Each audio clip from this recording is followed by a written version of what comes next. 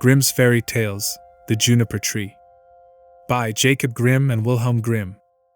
Translated by Edgar Taylor and Marian Edwards. Long, long ago, some 2,000 years or so, there lived a rich man with a good and beautiful wife. They loved each other dearly, but sorrowed much that they had no children. So greatly did they desire to have one, that the wife prayed for it day and night, but still they remained childless. In front of the house there was a court, in which grew a juniper tree. One winter's day the wife stood under the tree to peel some apples, and as she was peeling them, she cut her finger, and the blood fell on the snow. "Ah," sighed the woman heavily, "if I had but a child, as red as blood and as white as snow." And as she spoke the words, her heart grew light within her, and it seemed to her that her wish was granted, and she returned to the house feeling glad and comforted. A month passed, and the snow had all disappeared. Then another month went by, and all the earth was green. So the months followed one another, and first the trees budded in the woods, and soon the green branches grew thickly intertwined, and then the blossoms began to fall. Once again the wife stood under the juniper tree, and it was so full of sweet scent that her heart leaped for joy, and she was so overcome with her happiness that she fell on her knees.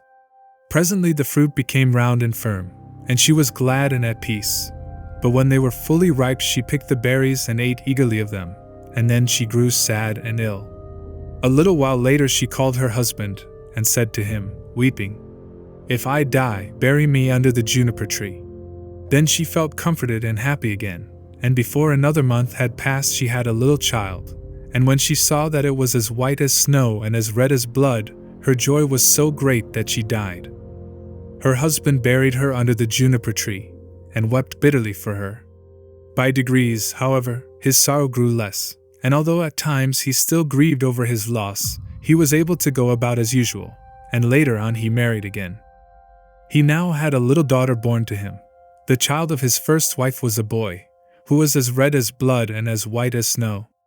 The mother loved her daughter very much, and when she looked at her and then looked at the boy, it pierced her heart to think that he would always stand in the way of her own child, and she was continually thinking how she could get the whole of the property for her.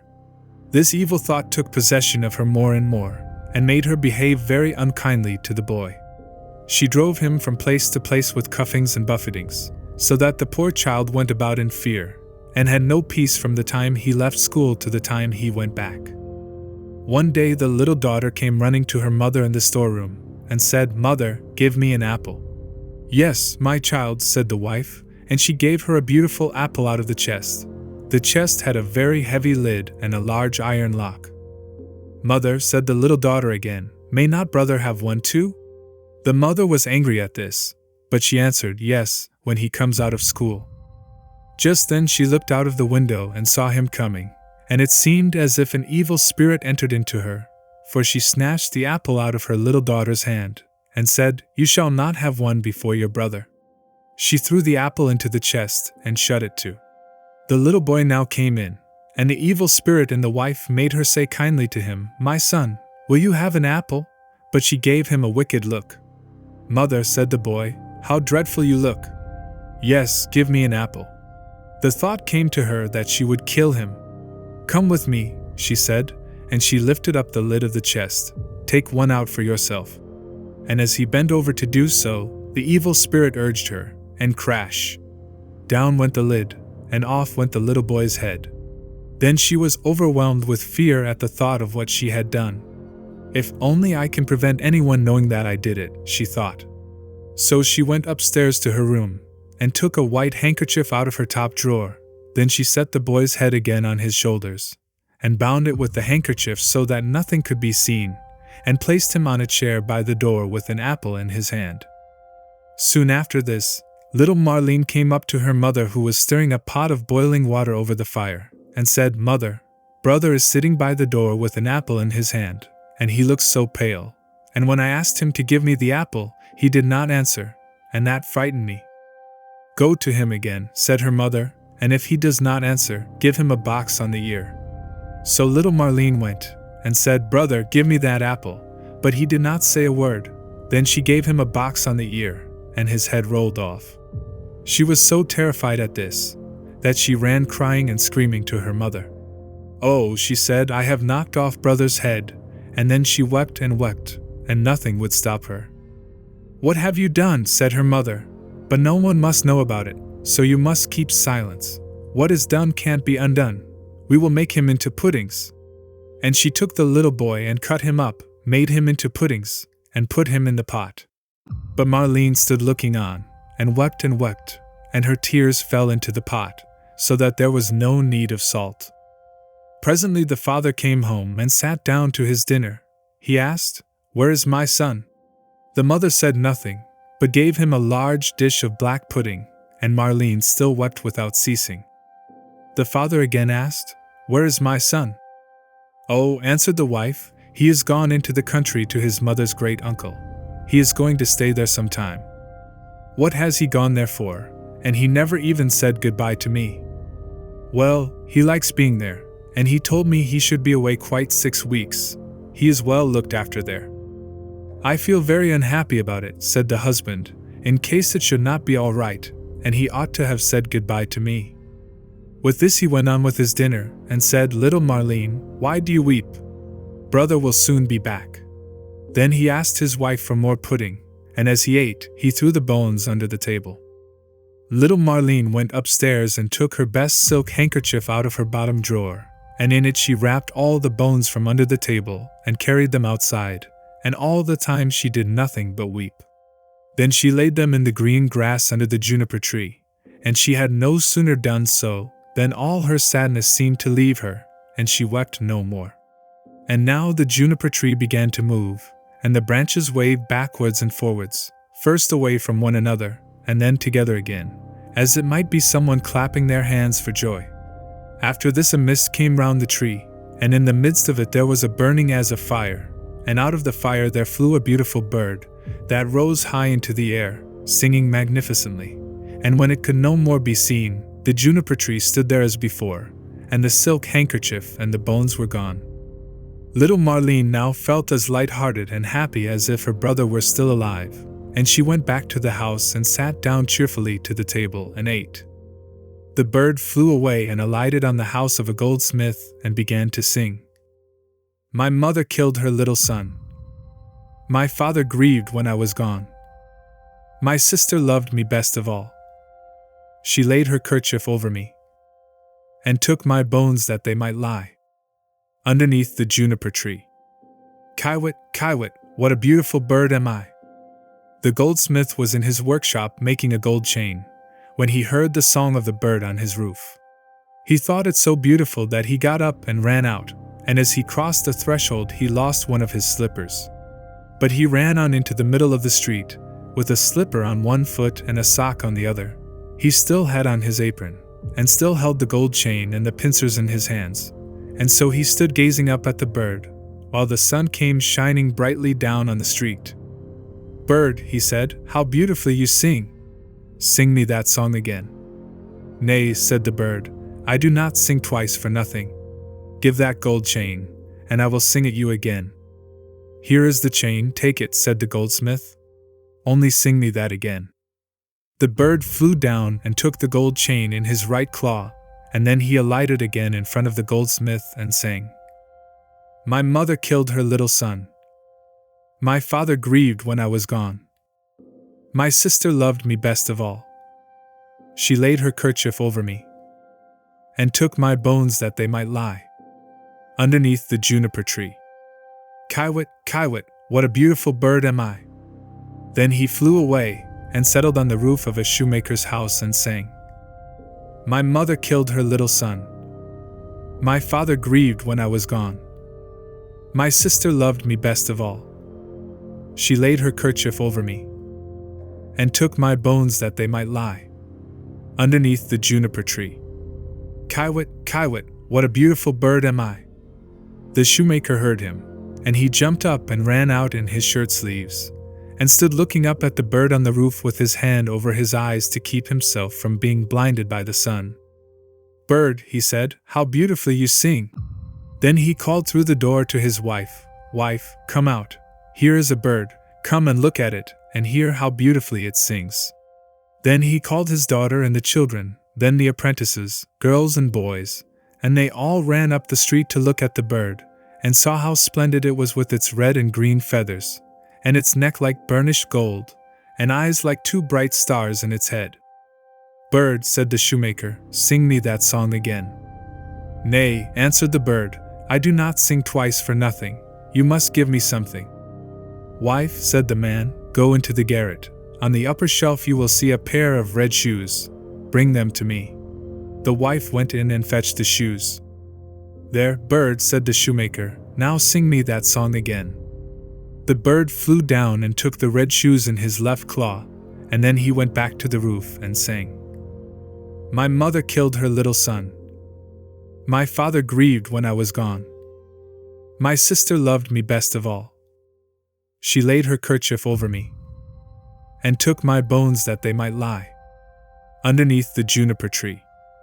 Kiwit, kiwit, what a beautiful bird am I." When he had finished, he flew away. He had the chain in his right claw and the shoes in his left, and he flew right away to a mill, and the mill went click-clack, click-clack, click-clack. Inside the mill were 20 of the miller's men hewing a stone, and as they went hick-hack, hick-hack, hick-hack, the mill went click-clack, click-clack, click-clack. The bird settled on a lime tree in front of the mill and sang, "My mother killed her little son." Then one of the men left off. "My father grieved when I was gone." 2 more men left off and listened. "My sister loved me best of all." Then 4 more left off. "She laid her kerchief over me, and took my bones that they might lie." Now there were only 8 at work underneath, and now only 5. The juniper tree, and now only 1. Kiwit, kiwit, what a beautiful bird am I. Then he looked up and the last one had left off work. "Bird," he said, "what a beautiful song that is you sing. Let me hear it too, sing it again." "Nay," answered the bird, "I do not sing twice for nothing. Give me that millstone, and I will sing it again." "If it belonged to me alone," said the man, "you should have it." "Yes, yes," said the others, "if he will sing again, he can have it." The bird came down, and all the 20 millers set to and lifted up the stone with a beam. Then the bird put his head through the hole and took the stone round his neck like a collar, and flew back with it to the tree and sang, "My mother killed her little son. My father grieved when I was gone. My sister loved me best of all. She laid her kerchief over me, and took my bones that they might lie underneath the juniper tree. Kiwit, kiwit, what a beautiful bird am I." And when he had finished his song, he spread his wings, and with the chain in his right claw, the shoes in his left, and the millstone round his neck, he flew right away to his father's house. The father, the mother, and little Marlene were having their dinner. "How light-hearted I feel," said the father, "so pleased and cheerful." "And I," said the mother, "I feel so uneasy, as if a heavy thunderstorm were coming." But little Marlene sat and wept and wept. Then the bird came flying towards the house and settled on the roof. "I do feel so happy," said the father, "and how beautifully the sun shines. I feel just as if I were going to see an old friend again." "Ah," said the wife, "and I am so full of distress and uneasiness that my teeth chatter, and I feel as if there were a fire in my veins."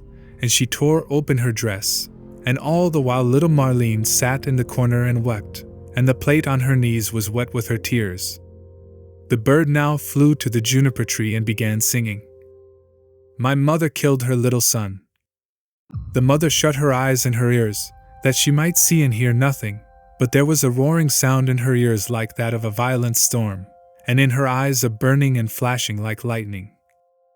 "My father grieved when I was gone." "Look, mother," said the man, "at the beautiful bird that is singing so magnificently, and how warm and bright the sun is, and what a delicious scent of spice in the air. My sister loved me best of all."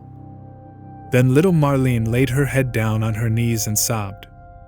"I must go outside and see the bird nearer," said the man. "Ah, do not go," cried the wife. "I feel as if the whole house were in flames." But the man went out and looked at the bird.